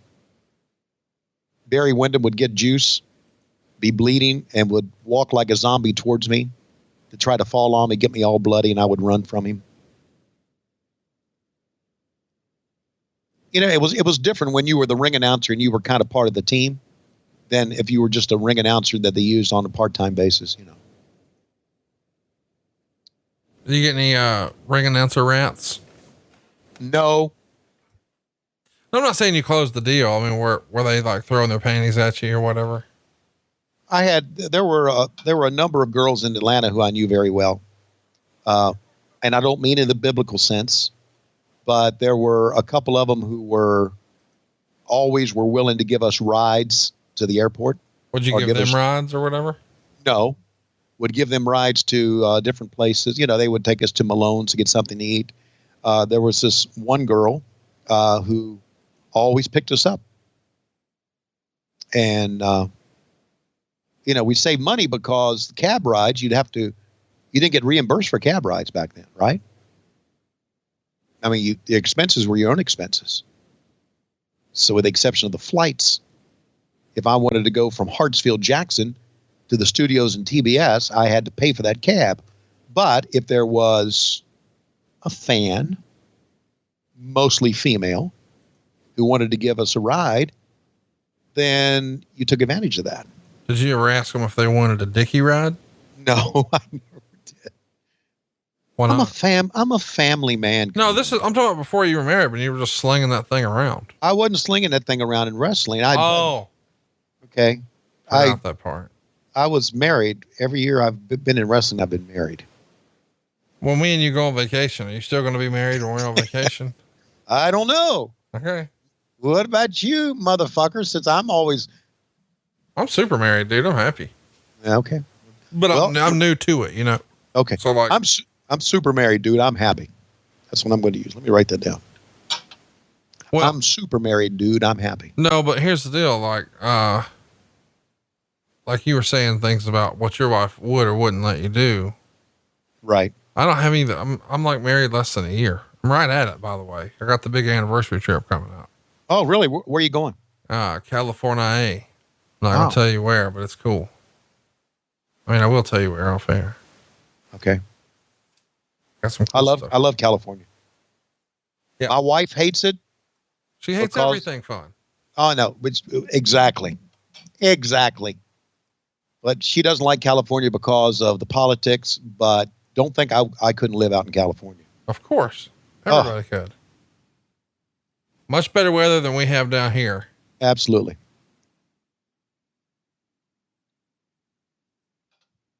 And we could fit in because they're rednecks in California.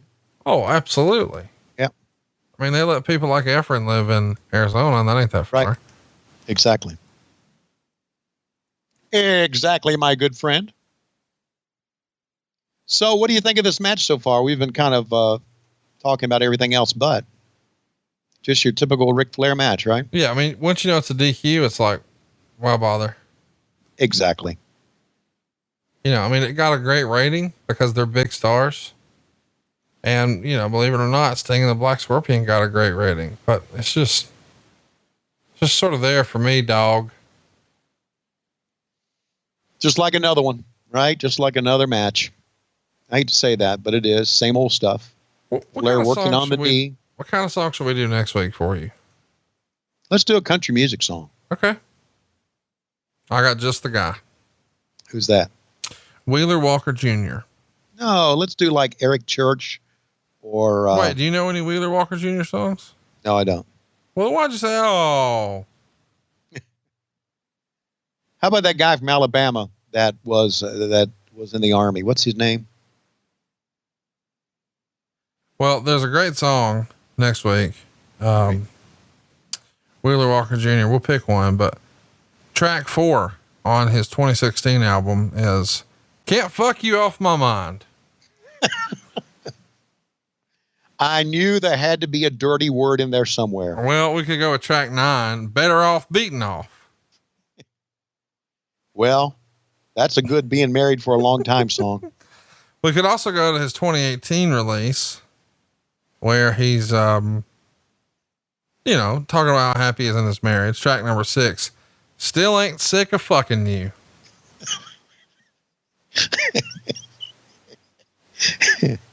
Something you haven't done in a long time. Track number 4, Fuck You With the Lights On. Still ain't sick of fucking. Something you used to say to Lois back about 84. Track number 1, Save Some Titty Milk for Me. My God. What's this guy called? Wee Willie Winker? Track number 8 is something that you're looking for in your next ex-wife. A couple things they'll do. Yeah. He likes to call it track number 8, Anal and the Dishes.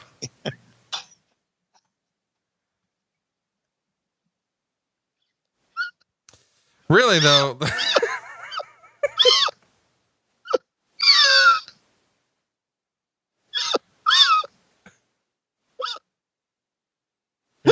You okay?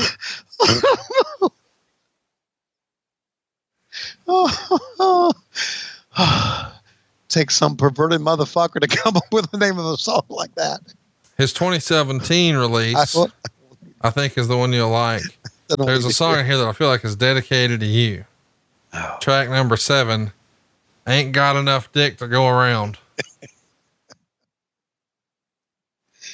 Meanwhile, Ric Flair up on top. No, gotta grab him. No, don't throw me down. Wow.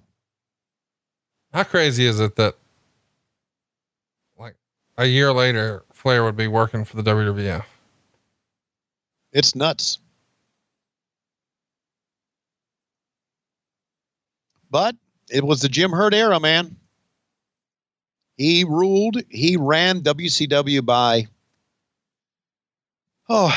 what's the word I'm looking for? By chaos. Get people mad at each other. I can't believe that in today's society, the way human resources are and the way you got to treat people, that he could actually be, could have actually survived. Because I look at fans want Luger to rack him. Yeah, this is really a shitty finish. I mean, well, listen, I love Stan Hansen and his feud with Lex Luger, so I like that part. But I mean, a big match like this, you'd like to see a clean finish. Sure, you would, and then you could do the heat afterwards.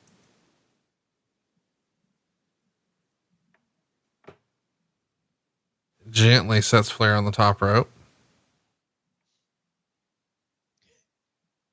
Anal in the dishes. You like that? Oh, that was your favorite one, I think. That got me right in the gut. We'll play a little bit for you here. No, I don't want to hear it.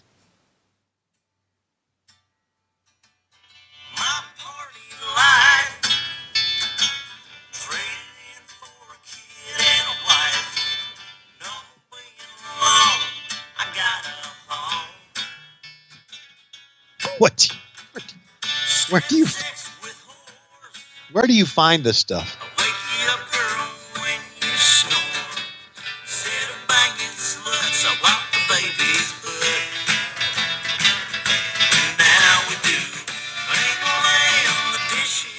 Oh, Jesus.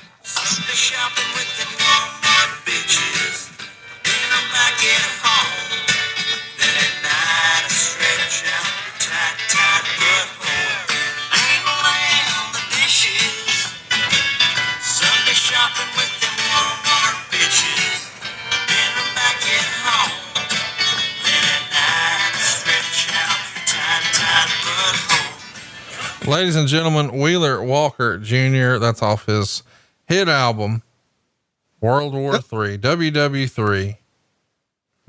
Check him out. He is, just in case you don't know the gimmick, Tony, he is a stand-up comedian. Oh, it's gotta be. Who, decided to do a gimmick a bit and tried this routine, and it was a hit, and he dropped some albums, and now I've got a lot of my, my friends on old Wheeler. Let me see, Stan Hansen. He's, trying to pitch Lex Luger on anal and dishes. How about the tobacco spit on Luger? Can you imagine how repulsed and angry Lex Luger was? This is a guy who had people peel his shrimp, and now he's got tobacco juice from another man all over him. Well, the good news, he didn't spit it on his face. And it's not like Stan knew what was where. That's right. That was just luck. Just exactly. There's a body there. I'm going to spit somewhere. Well, there was that match. What was your favorite part of that song? I feel like it was your tight butthole. That's a good one. Yeah. My eyebrows were like, JR used to say Groucho Marx eyebrows. It's true. Yeah. You like two big ass caterpillars. 3, 2. I pitched. 1. Keep blinking. Keep looking. Here we go. I'm going to play this. And now the time is at hand. Sting, if you can beat me, I'll tell you and all the world who I am. If you beat him, he'll tell you and all the world who he is. Well, hopefully I'm going to do that. It's make it or break it time for me. Taking this really serious. There's no goofing off now. I want to know who this guy is, so I think I'm going to go to the ring right now and get it straight. Okay, Jim, Bob, he is concerned. The moment is now. So big payoff here, or so we think. There's the Black Scorpion. We've been told it's someone from his past. He wouldn't reveal who it is. And we're told that, if Sting wins, he will reveal himself. This is the moment of truth. And I love this shot where we follow over the shoulder as he makes his way down. But unfortunately from this angle, you see just loads of empty seats across from the camera there.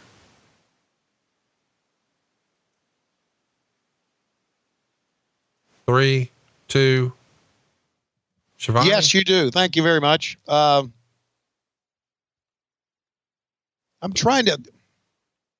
Okay, we look back on this angle and say it was a shitty angle. No, right? listen, no, I don't say that. I loved it as a kid. Right. As That's an I was getting adult, ready I to say can these it's kids. terrible. God, I loved it as a kid, man.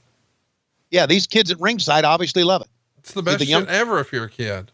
All right. Because here's the thing. As a kid, you couldn't convince me this wasn't the Ultimate Warrior. I didn't know anything other than once upon a time before they were famous, Sting and the Ultimate Warrior were tag team partners. And on the other channel, the Ultimate Warrior is the champ. So I'm thinking the Ultimate Warrior's coming in here. Right. So yeah, I think we're saying the same thing. I was leading into that. Red, white, and blue, man. Look at that. You telling me that ain't money? Sting in the red, white, and blue? Come on. It's money, buddy. They released a figure of Sting in this outfit, the black jacket with the blue fringe or whatever. I think it was a UK only release for Glue, but I picked it up because, that's one of the only action figures I have. I think I have like 8 action figures somewhere around the house total, but that's one of them because I just thought it was such a cool look. And well, the dishes. If you thought that the Black Scorpion was the Ultimate Warrior, then this figure right here would have dispelled that truth. Well, yeah. Once I saw the outfit, I was like, oh, that's definitely not him. But you know, when you just hear it's someone from your past, I mean, that's clearly what y'all were leaning into. Sure we were. The Blade Runners. You got it.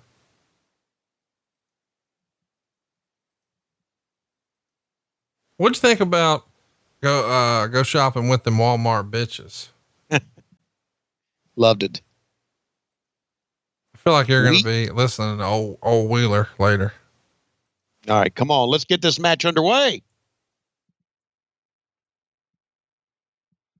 By the way, I feel like I should tell you what Meltzer wrote about this. He would say, bad match for a lot of reasons. First, the match was supposed to be a start to finish brawl, but Perez isn't a good brawler. Second, Perez was told to disguise his ring style. So his identity wouldn't be known, but his ring style isn't well enough known to begin with where it would have made a difference.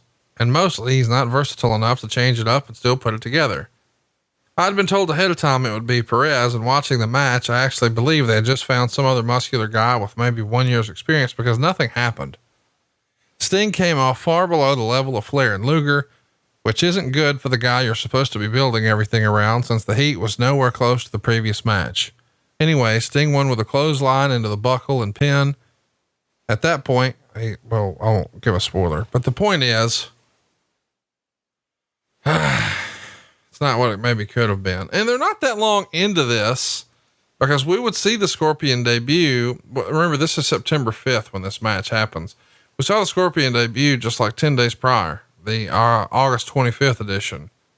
And he's claiming to be from Sting's past. And he's going to continue to wrestle the house shows against Sting basically every night.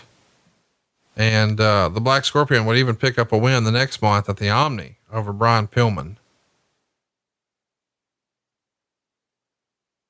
But he did on the house shows, put over Pillman and Z-Man. So I don't know why you would have this unbeatable heel that's a threat for the world title lose to Z-Man, but they did.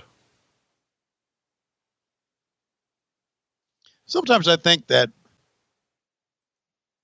Meltzer looked at these matches with too much of a critical eye. Oh, for sure. Yeah. But I mean, that's his job, you know? Well, I guess it was his job.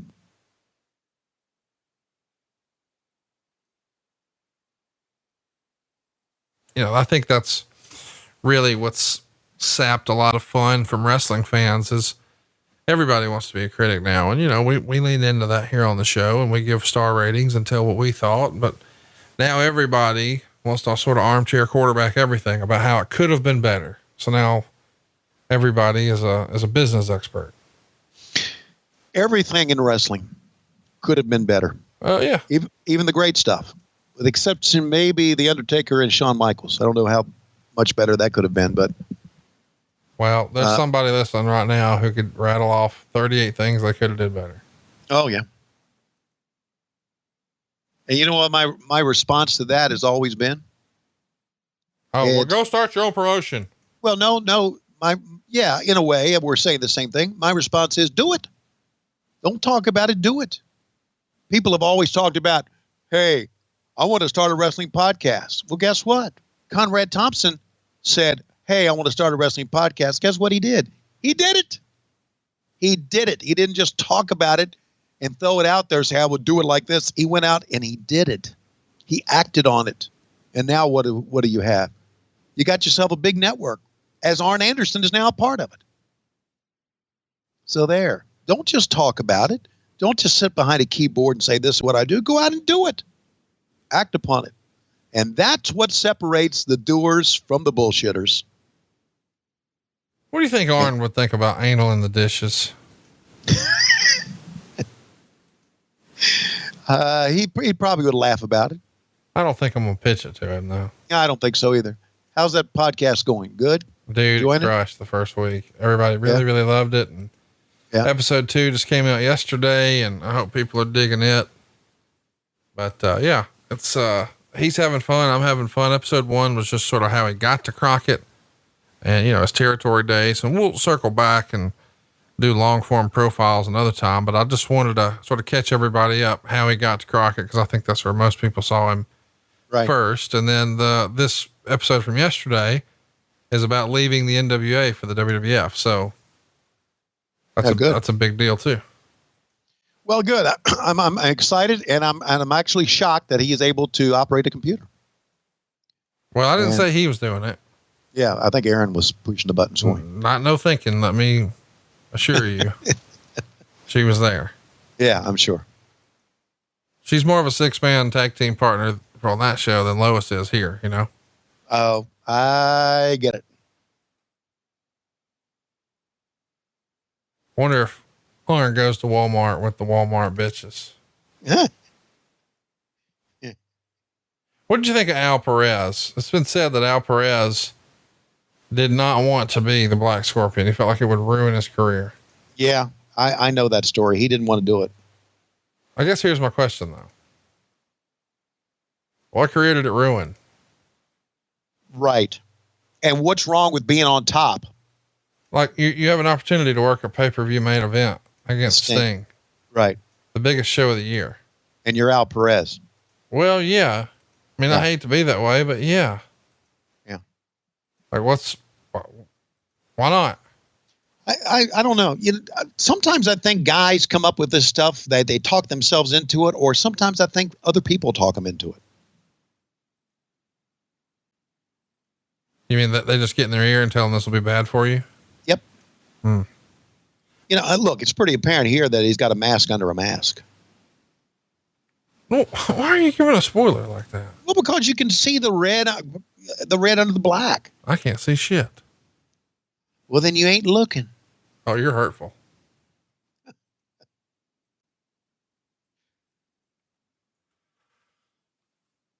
So we're going to go to Tahiti, you and me, for like a week. Alrighty.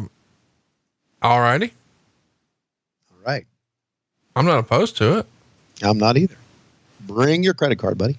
Oh, Jesus. Good reversal. Oh, pick up. What is that? Is that the deal? That's your thing. What's my thing? I don't know. Just. No, I mean, we're going to share the cost. You know, I'm going to bring mine. Sounds like you're being hurtful. Stinger splash. This is it. This is the 1, 2, 3. No, he kicked out. See, I don't know if you noticed, guy front row ringside there was checking his watch. Whoa, that's the ultimate insult right there.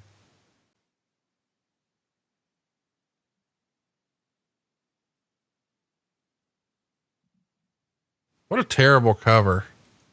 Yeah. Why not hook the leg, Perez? I know. Hook the leg, Perez.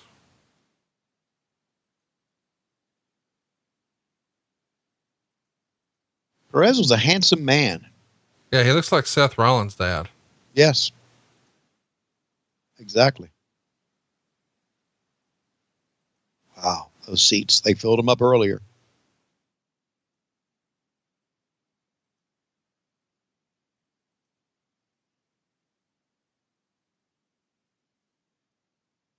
Here comes the big splash. You ready? I'm ready. Stinger splash. Down he goes. 1, 2. There's your finish. It's over. Sting has defeated the Black Scorpion. But Conrad, has he? Now we're going to take off the mask.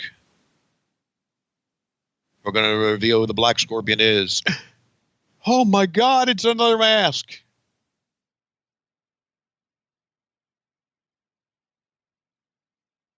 But now. But look who's coming out on the ramp. Oh no. It's another Black Scorpion. And he's got Stan Hansen's rope. It's Stan Hansen.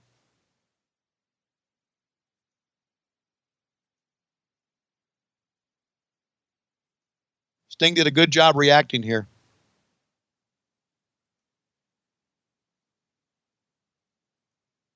You liked it? It was something different. It was.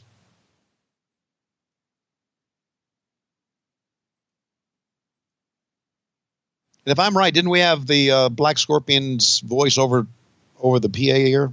Yes. Yeah. And on the TV saying, "Ha ha, Sting, you dumb motherfucker, I'm still alive." Oh my God. Sting, you stupid son of a bitch. I'm playing the audio here. I'll see. Fans, we're going to be back. I don't know why the referee would be trying to hold Sting back. Don't go away. We'll be right I don't know what back logic on there is in TBS. that. Let's go to Black. Let's go to Jim live, Ross. ladies and gentlemen, from Asheville. I think we can all say congratulations to the Stinger for retaining the world. All right, ladies and gentlemen, I can't believe that we've got to get out here and filibuster. You went home a little too early and you pulled off the mask, and we didn't reveal it was Terry Taylor, which I know Wade Keller said would be a good idea, but we know in fact that was Terry Taylor. Who do you think is under that goddamn hood on the ramp, Steve? Who do you think it is? Well, I just like to say that it takes a lot of money for me to paint my face red, white, and blue again. But Conrad Thompson did it. He came up with that big payday, and I'm going to do it in Baltimore. Don't want to do it, but I'm going to do it in Baltimore. I'm going to paint my face red, white, and blue once again. Well, I tell you what, fans are going to be excited about that. They can get those tickets at starcast.com right now, but of course, I don't really give a shit about that. I want to talk about AEW. It's debuting this Wednesday night on TNT. Wait a minute. What's that I hear? Here comes Sid. Hang on. This is Sid Vicious. Now, Conrad wouldn't book him thinking he'd no-show. Sid, what do you got on your mind? Well, I want to say this thing. I'm the man that rules. Whoa. Yeah. I'm pointing at your dick. That's right. Ed, not the belt. I'm pointing at your dick. Well, enough of the dick talk. Stinger, are you on Blue Chew? Well, I've just had this hard match. I don't know what the fuck you're doing out here. Is there not a softball game you can go to somewhere? Is there not someone else you can piss off in the backstage area? You've pissed off enough people. You did enough no-shows. You may be big and strong, but you're a dipshit. Let me tell you this thing. I'm going to kick your ass. I'm going to kick your ass on the apron. I'm going to kick your ass on the... Oh, they're getting into a fight. They're getting into a fight. The two men are fighting on the... Oh, they're using the belt. He's using the belt. Goddamn, go to Black. Go to Black. Sorry, I got so excited there. I got into my Jim Herd voice and came direct. So I don't understand what this is all about. They're setting up Halloween Havoc 1990, the next pay-per-view. It's Sid and Sting in the main event. Now I get it. Thank you very much. You're welcome. Sid wants to be your next world champion. He's trying to bring home the big belt for the Four Horsemen. All right, so here come the referees. They'll stop everybody. Well, ladies and gentlemen, I got to tell you, I'm really excited that if we're going off the air, we're going off the air with me saying so long. Of course, I'm real glad that Tony Schiavone wasn't even here. Of course, we know that Schiavone is here, but he's in the back. He's not out here with the microphone saying so long, everybody. So that's me. So long, everybody. So there it is. Jim Hurd, executive producer, Keith Mitchell and Jim Ross, Dan Bynum was director, Craig Leather stuck in people's dick. Oh, who else we got here? Let's see. Brian, Jim Reeves, Tony Lewis, Bill Seibert, Henry Matthews, Jackie Crockett, Steve Shepard with the steady cam, Wes Benton was the assistant, Bill Tinsley and Neil Pruitt. A lot of guys who I don't even know. So there you go. What'd you think? David F. Crockett. And the F is for fucking. That's for Finley. As we well know. Well, listen, Tony, I thought it was a good show. I enjoyed the angle with Black Scorpion. I know you didn't, but overall the undercard, pretty weak for me. But as a result, I'm really glad that I get to say, Tony, when I look at my clock, I feel like it's about that time. It is about that time, ladies and gentlemen. I want to remind you that AEW Dynamite is coming your way this Wednesday, October 2nd, live from Washington, D.C., and only on TNT, 2 hours, beginning at 8 o'clock. Tony Schiavone will be there along with Jim Ross and Excalibur, and at ringside will be Conrad Thompson leading his 2 cents in, and we can't wait to have AEW Dynamite explode on the scene here in professional wrestling. I'm Tony Schiavone. Enough of that promo. I'm desperately out of time. We'll see you next week on What Happened When on the MLW Radio Network, and as well as on Mondays on Patron. And Nitro, New World Order and the Crow, Thunder Russo, Arquette Champ, Vinnie Mac, simulcast. Tony's back with Conrad, not your classy podcast. Watch along, try not to laugh. Lowest rules can't pass. This wasn't the initial plan. Tom Zig's a good-looking man.